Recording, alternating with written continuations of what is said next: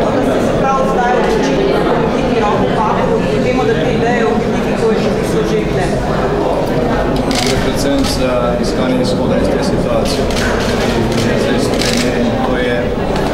To je naša ponudba Sloveniji. Socialni demokrati pa imajo to večja vladna stranka, seveda tukaj že svojimi glasovi.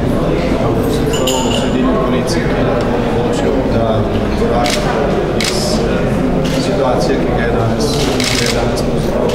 priznala tudi vlada, da je za najbolj ko je samo izvajala računa po 5 mesecih računskega leta, kot je zgodilo. Torej, mi ne vidimo rešitve v nadaljnih primerih znotraj iste koalicije, potrebno je, da volivci rečejo svoje in da se potem spostavi vlada, ki bo imela dovolj veliko legitimnost in če bomo mi potem odločili, če bomo dobili to zaupanje volivcev, smo pripravljeni sodelovati z vsemi strankami, tako kot smo to realizirali že leta 2004, sodelovali so v naši koaliciji samo tisti, ki so želeli, seveda tudi socialnimi demokrati, torej gre za spoznanje situacije, kakršna je in tudi za spoznanje tega, kdo na vladni strani ima tukaj družbe. Vlada se je danes že odzvala, predlagam, da pogledamo izjavo Pahorja na to, če imamo prav.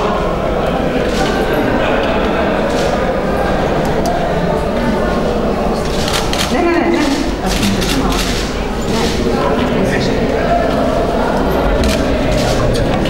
Čak, nismo četvrti.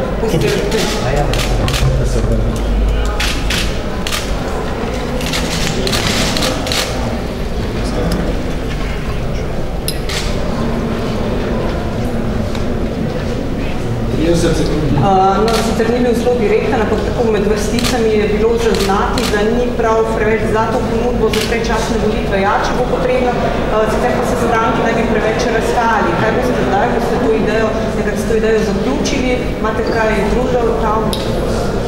Na začetku te ideje so tako in tako predčasne volitve, če so za predčasne volitve, potem bo to zelo državotvorno potrebe. Zdaj, te rezerve pri sodelovanju z drugimi strankami, predvsem strani SD-je, pa se v Sloveniji že veliko poštale. Ta ideološka, ekskluzivistična izključevalnost je med drugim preprečila tudi... Pozdravljeni stranka, največja tema stranke je že končala naša stranke, na kateri je predsednik stranke Janez Janša.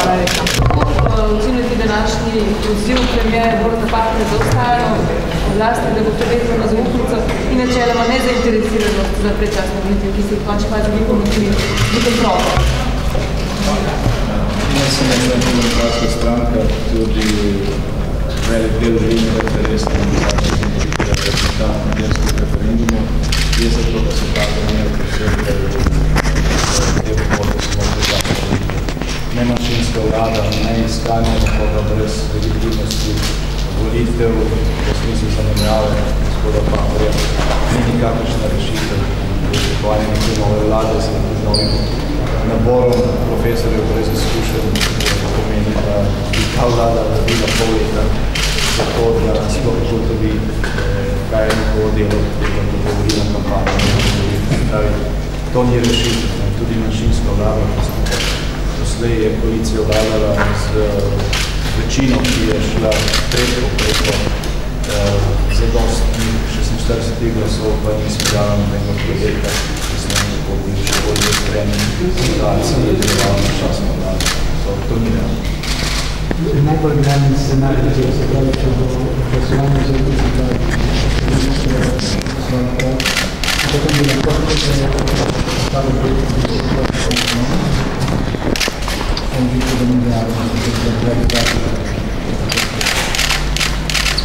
Jaz mislim, da bi gospod Pahor moral odločiti predčasno volitve tako, da enostavno vrne mandat. Imel se sprejeli dogovor zadostnega števila poslancev, to je 46 ali več za pozicijo vladne koalicije, da ne bomo predlagali oziroma podprli izvolitve novega mandatarja, predčasne volitve so potem dejstvo. Zadeva je komplicirana samo, če ni večina državnih zborov. Če je večina državnih zborov, za ta se odločitev potrebno izgledati. Kako dobro pa lahko stranka SDS dejansko sodeluje v koaliciji s stranko SD, glede na različna stališča, na dva zelo različna politična pola? stranka je sodelovala v koaliciji. Leta 2004, ko smo individualno koalicijali, smo nekaj sodelovali, federalna koalicija. Mi smo tudi sestavili koalicijo z vsemi, ki so želeli sodelovati. Nimamo problemov v smeri ideološkega izključevanja, potrebno smo na njihovi strani. Ta ideološka izključevanja Slovenije že veliko stav, skozi celotno obdobje tranzicije, pa tudi v tem mandatu, zaradi ideoloških razlogov je upadlo partnerstvo za razvoj. Če bi bilo predstavljeno nekaj tega mandata, Slovenija danes ne bi bila zadolžena za novih 7 milijard, ne bi bila 60 000 novih brezposelnih in dalje ne bilo treba po 5 mesecih proračunskega leta. Izvajanje proračuna, kar je skrajno radikalno. Menite, da je to najhujša kriza v Sloveniji 2020?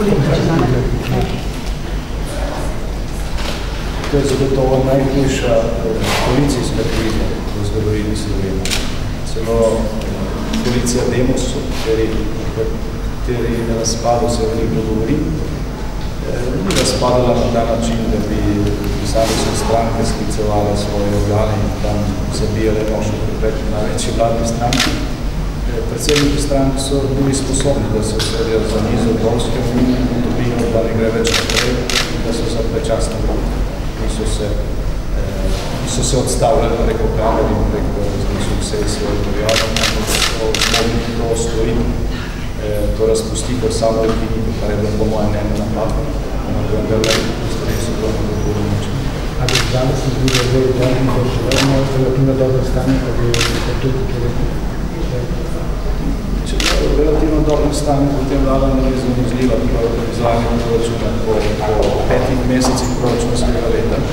To je najhujše, oziroma najbolj odkrito možno priznanje, kar je, da vlada nima pojma v zvezi z načrtovanjem.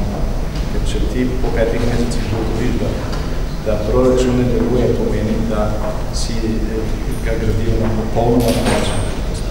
Če bi res Slovenija okrevala, kot je bilo sporočeno slovenske javnosti z vladne strani po teh katastrofalnih referendumskih rezultatih, potem ta ukrep ne bi bil ukrep. Sicer je pa streznitev prišla prej v obliki podatke Eurostata, da je Evropska unija v prvem kvartalu rasla z 0,8% deležem oziroma rastjo, Slovenija pa samo z 0,3%, se pravi, da majhno na stagnacijo, kar v primerjavi pomeni, da zaostajamo. Slovenija zaostaja ponovno tudi letos za poprečno rastjo Evropske unije, kar je tisti objektivni kriterij, ki odloča o kompetentnosti takšne regulacije. Spotrajam se samo to, a vaše povabilo velja samo za Pahorjeva SD-ja, mogoče tudi manjši LDS in ZDS?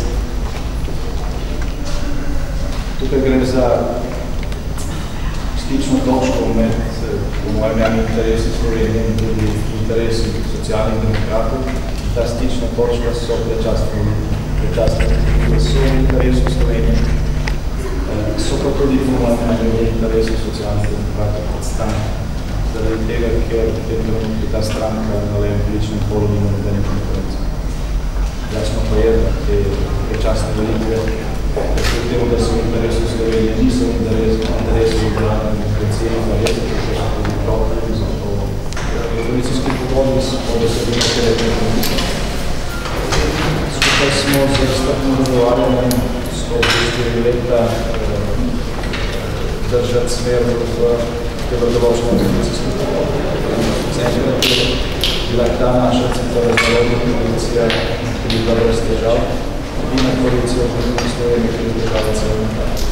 Gre za sposobnost sklepanja kompromisov na tistih točkah, ki so programi različijo. S tem, da ta naša ponudba ni ponudba koalicijske pogodbe.